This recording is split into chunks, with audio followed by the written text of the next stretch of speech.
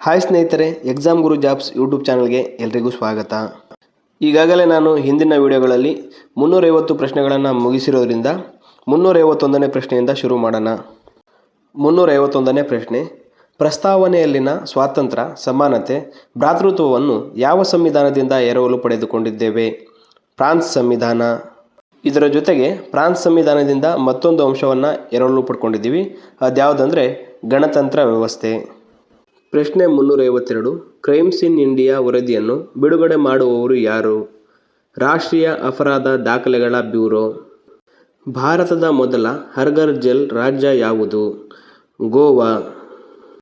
Next question: ಕರ್ನಾಟಕದಲ್ಲಿ ಎಲ್ಲ ರಾಜ್ಯ ಮತ್ತು ಕೇಂದ್ರ ವಸತಿ ಯೋಜನೆಗಳನ್ನು ಅನುಷ್ಠಾನಗೊಳಿಸುವ ನೋಡಲ್ ಸಂಸ್ಥೆ ಯಾವುದು?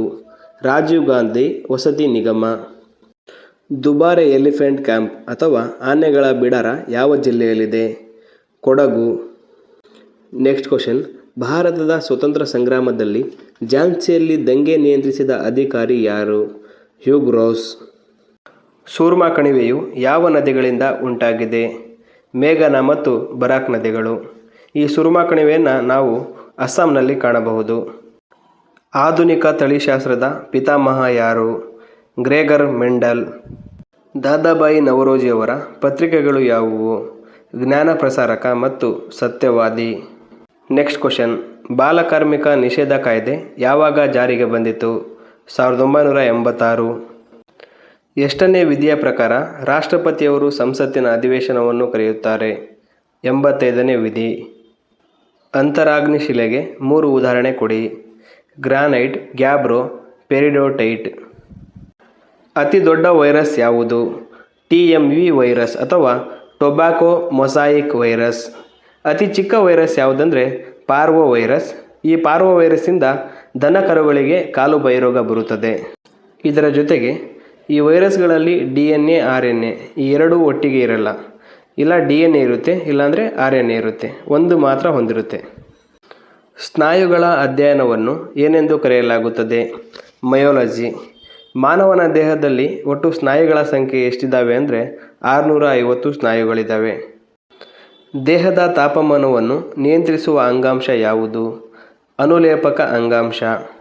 ನೆಕ್ಸ್ಟ್ ಕ್ವಶನ್: ದೇಹದ ತಾಪಮಾನ ನಿಯಂತ್ರಣ ಮತ್ತು ರಕ್ಷಣೆ ಮಾಡುವ ಅಂಗಾಂಶ ಯಾವುದು? ಅಡಿಪೋಸ್ ಅಂಗಾಂಶ. 367ನೇ ಪ್ರಶ್ನೆ: ಚರ್ಮದ ಪ್ರಧಾನ ಘಟಕ ಯಾವುದು? ಕೊಲಾಜನ್. ಪ್ರಾಣಿಗಳಲ್ಲಿ ಆಹಾರ ಯಾವ ರೂಪದಲ್ಲಿ ಸಂಗ್ರಹವಾಗುತ್ತದೆ? ಗ್ಲೈಕೋಜನ್. ಭಾರತದಲ್ಲಿ ಕಲಬೆರಕೆ ನಿವಾರಣಾ ಕಾನೂನು ಜಾರಿಗೆ ಬಂದದ್ದು ಯಾವಾಗ? 1954.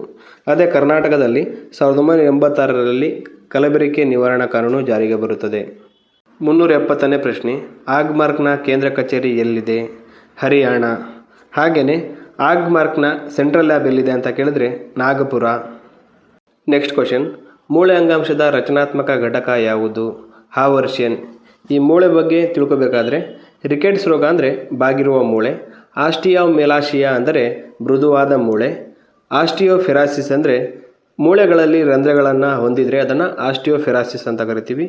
ಮೂಳೆ ಉರಿತಕ್ಕೆ ಅಂದರೆ ಮೂಳೆಗಳ ಉರಿತಕ್ಕೆ ಆರ್ಥ್ರೈಟಿಸ್ ಅಂತ ಕರಿತೀವಿ. ಹಾಗೆಯೇ ಮೂಳೆಗಳ ಸಂದುಗಳಲ್ಲಿ ಕ್ಯಾಲ್ಸಿಯಂ ಮತ್ತು ಯೂರಿಕ್ ಆಮ್ಲ ಸೇರಿಕೊಂಡಿದ್ರೆ ಅದನ್ನು ಗೌಟ್ ರೋಗ ಅಂತ ಕರಿತೀವಿ.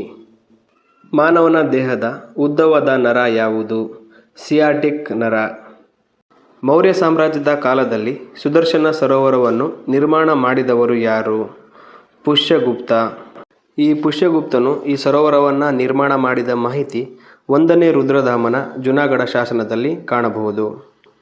ನೆಕ್ಸ್ಟ್ ಕ್ವಶನ್: ಹಿಮಾಲಯ ಪರ್ವತ ನಿರ್ಮಾಣವಾದ ಕಾಲ ಯಾವುದು? ಟರ್ಷರಿ ಯುಗ. ಹಾಗೆಯೇ ಅರಾವಳಿ ಪರ್ವತ ಕೈನೋಜೋಯಿಕ್ ಯುಗದಲ್ಲಿ ನಿರ್ಮಾಣವಾಗುತ್ತೆ.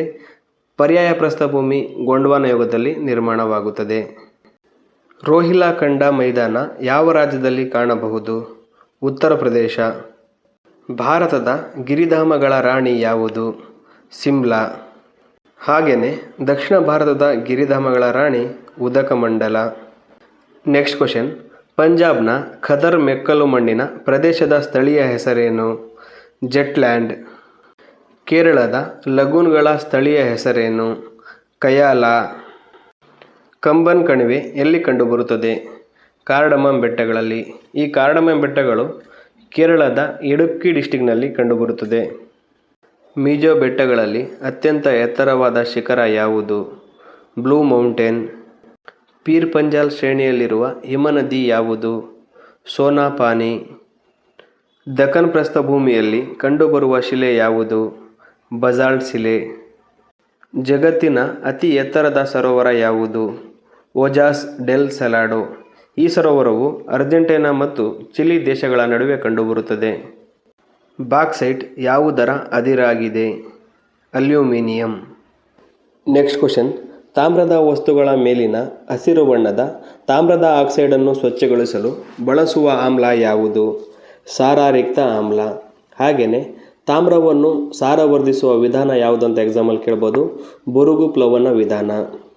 ಇದರ ಜೊತೆಗೆ ಬುರುಗು ಪ್ಲವನ ವಿಧಾನಕ್ಕೆ ಬಳಸುವ ಎಣ್ಣೆ ಯಾವುದಂದರೆ ಪೈನ್ ಆಯಿಲ್. ಜೊತೆಗೆ ಈ ವಿಧಾನದ ಮೂಲಕ ಪಡೆಯುವ ತಾಮ್ರ ಎಂತಹುದು ಅಂದರೆ ಬೊಬ್ಬೆ ತಾಮ್ರ. ಉಷ್ಣದ ದುರ್ಬಲ ವಾಹಕಕ್ಕೆ ಉದಾಹರಣೆ ಯಾವುದು? ಸೀಸ ಮತ್ತು ಪಾದರಸ. Next question. ಸೋಡಿಯಮನ್ನು ಸೀಮೆಎಣ್ಣೆಯಲ್ಲಿ ಶೇಖರಿಸಲು ಕಾರಣವೇನು? ಸೋಡಿಯಂ ಆಮ್ಲಜನಕದೊಂದಿಗೆ ವರ್ತಿಸುವುದರಿಂದ. ನೀರಿನಲ್ಲಿ ಮುಳುಗಿದರೂ ಸ್ವಲ್ಪ ಸಮಯದ ನಂತರ ತೇಲುವ ಲೋಹಗಳು ಯಾವುವು? ಕ್ಯಾಲ್ಸಿಯಂ ಮತ್ತು ಮೆಗ್ನೀಷಿಯಂ.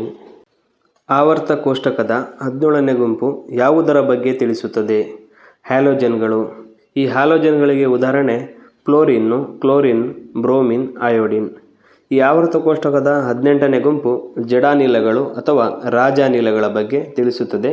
ಈ ರಾಜಾನಿಲಗಳು ಅಥವಾ ಜಡಾನಿಲಗಳಿಗೆ ಉದಾಹರಣೆ ಅಂದರೆ helium, neon, argon, krypton, xenon, radon. Next question. ಧಾತುಗಳ ತ್ರಿವಳಿ ನಿಯಮವನ್ನು ಕೊಟ್ಟವರು ಯಾರು? ಡೊಬರೈನರ್. ಗಾಜಿನ ಸಾಮಗ್ರಿಗಳನ್ನು ನಿಧಾನವಾಗಿ ಕೊಠಡಿಯ ತಾಪಕ್ಕೆ ತಂಪುಗೊಳಿಸುವುದನ್ನು ಏನೆಂದು ಕರೆಯುತ್ತಾರೆ? ಅನಿಲನ ಕ್ರಿಯೆ. Next question. ಗಾಜಿನ ತಯಾರಿಕೆಯಲ್ಲಿ ಗುಳ್ಳೆಗಳ ನಿವಾರಣೆಗೆ ಏನನ್ನು ಬಳಸುತ್ತಾರೆ? ಬೋರಾಕ್ಸ್ ಮತ್ತು ಅಲ್ಯೂಮಿನಿಯಂ ಪುಡಿ.